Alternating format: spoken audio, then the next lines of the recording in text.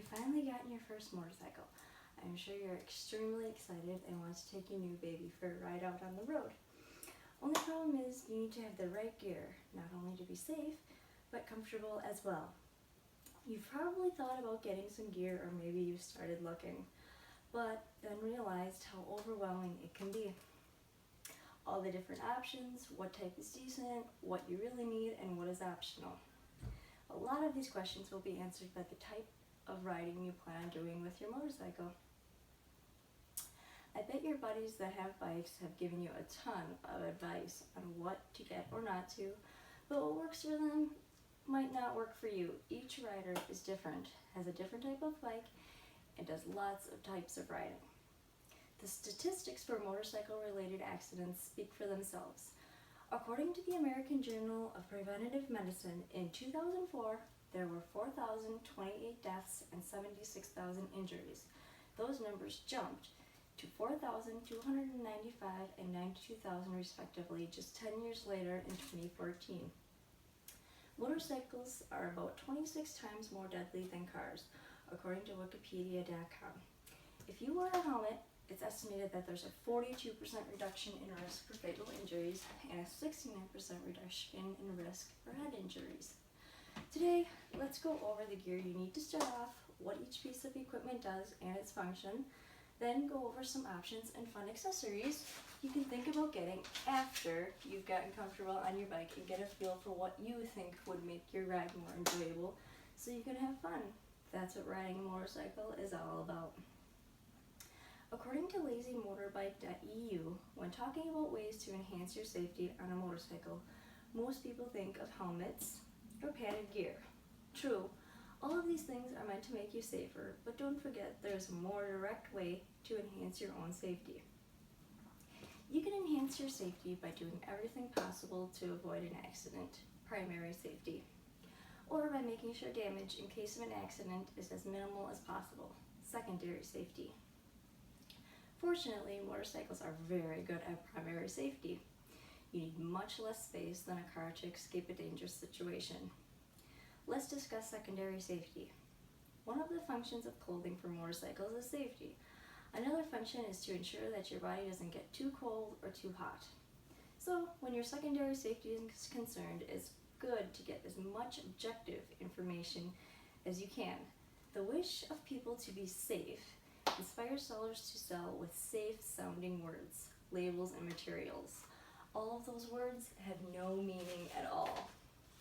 According to the Motorcycle Safety Foundation, the most important piece of protective gear you can wear is a helmet, manufactured to comply with DOT standards. This was emphasized in the University of Carolina researcher Harry Hurt's federally funded study, Motorcycle Accident Cause Factors and Identification of Countermeasures, also simply called the Hurt Report. Essentially, an in-depth on-scene investigation was performed detailing the use of helmets and protective gear in 900 motorcycle crashes. Additionally, researchers analyzed 3,600 police reports of on-highway motorcycle crashes. This and other research has established that helmets save lives by reducing the occurrence of head injuries. The Hurt Report also states that motorcycle riders with shields covering their faces suffered fewer facial injuries than those without one. It also reports that helmets providing full face coverage with strong chin pieces and energy-absorbing liners are especially effective in reducing face injuries. In warm weather riding conditions, a helmet that can be ventilated really helps keep your head cool. Helmets protect your head in 4 ways. The first 2 ways are that the outer shell resists penetration and abrasion. Third, inside the shell is the equally important impact-absorbing liner that absorbs more of the shock by slowly collapsing under impact. Fourth, the soft foam and cloth liner next to your head helps keep you comfortable and the helmet fitting snugly. The retention system, or the chin strap, is one piece that keeps your helmet on your head in the event of a crash. Consider how a full-face helmet makes riding more comfortable. It cuts down on wind noise in your ears and wind blasts on your face and eyes. It deflects bugs and other objects that fly through the air. A helmet even adds protection from inclement weather and reduces rider fatigue. Second in importance to keep you well protected are your hands. The risk that they are damaged in case of an accident is fairly big, and you don't want to have to live with non-working hands. Your gloves should allow you to feel the handlebars very well. They should protect against sliding, and so you can feel what you're doing at the same time. In warm weather, nothing beats leather gloves. Kangaroo leather is used frequently for the palm side of the gloves. It is strong and light, and in the same time slightly elastic, so you feel the controls very well. In colder circumstances, you are better equipped with gloves with a Gore-Tex lining to help keep your hands dry. An often overlooked aspect of gloves is how they fit around your wrist. Full-fingered motorcycle gloves protect hands from blisters, wind, sun, and cold, and help prevent cuts, bruises, and abrasions in a crash. Seamless gloves, or gloves with external seams, will help prevent blisters. Gauntlets help keep the cold air from going up your sleeves. Motorcycle gloves are available in many styles, weights, and thicknesses. So, at the very least, always wear a helmet and gloves. Third place, considering risk on damage and amount of damage, is taken by your feet and ankles. Sturdy over-the-ankle boots can protect you from a wide variety of riding hazards. They protect against burns from hot exhaust pipes and impacts from flying road debris. Boots with oil-resistant, rubber-based composite soles will give you a strong grip on the pavement and help keep your feet on the pegs. Boots help provide valuable protection against foot and ankle injuries. The Hurt Report states that covering your body with leather or an abrasion-resistant fabric, such as Cordura or Kevlar, also provides a high level of injury protection. Motorcyclists often wear leather because it's durable and abrasion-resistant, giving good protection against injury. Many motorcycle dealers carry a varied line of riding jackets and suits. Your riding habits, budget, and local weather conditions will influence your choice of purchase. Shop wisely, making sure your purchase fits properly and is specifically made for motorcycling.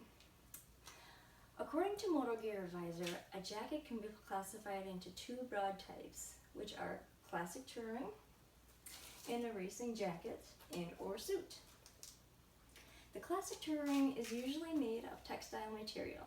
These jackets should suit most riders who go out for a casual ride now and then, and suit long-distance tourers as well. Being textile, these are relatively more comfortable than leathers. The materials used can be mesh for summer riding and other synthetic materials like polyester. There are various other material classifications, but it's important to select the jacket type based on the intended use. A racing jacket, or suit, is primarily intended for track days. Leather, being the most abrasion-resistant material apart from Kevlar, provides maximum protection in case of an accident. However, leather requires more care versus textile-based ones. Finally, there are gear enhancements available for even more crash protection, such as body armor, spine protectors, and kidney belts. These may be single items you wear under your gear, or they may be built into the protective gear you buy. Another option available when riding in cold weather is an electrically warm suit or vest. These can be quite effective. When it comes to keeping warm, your body should come first. So your first option would be to buy a heated jacket, which makes it easier for your body to keep the right temperature. Some other optional gear are rain suits, a neck brace, intercom radio, and if you're a hardcore racer, they even make race suits with airbags in them. One important option to have is different tinted shields, a darker one for during the day and a clear one for at night. A dual pane or vented one helps prevent fogging. There are many optional accessories for your motorcycle as well. A few of them include a helmet lock, which will keep your helmet from growing legs when you leave your bike, adjustable levers, tank protectors, frame sliders, and rear sets. As you ride your bike more and learn about all the different options out there for riding gear and your motorcycle itself, you'll figure out what options may make your ride a little more comfortable. In summary, one of the things that makes motorcycling so exhilarating is the freedom of riding in the open air, feeling as if you're part of everything around you. Of course, sometimes being out there can have its drawbacks, such as when you're riding in extremely hot or cold weather, when it's raining, when bugs are pelting you, or when debris fly up at you. It's for these types of situations and possible encounters between you and the asphalt that protective gear was invented. In the end, I hope I have armed you with enough information on riding gear and its purposes to be confident in your selection of riding gear. I am sure you will not regret the decision to wear the proper gear. Once you get your gear, you'll not only be safe, but comfortable and confident on your journey as well. Whether you're an occasional back road rider, go touring across the country, or you go and burn some rubber on the track, having the proper gear is essential and will make your ride complete. So go out there, have some fun picking out gear for yourself, then get out on your bike and have some fun.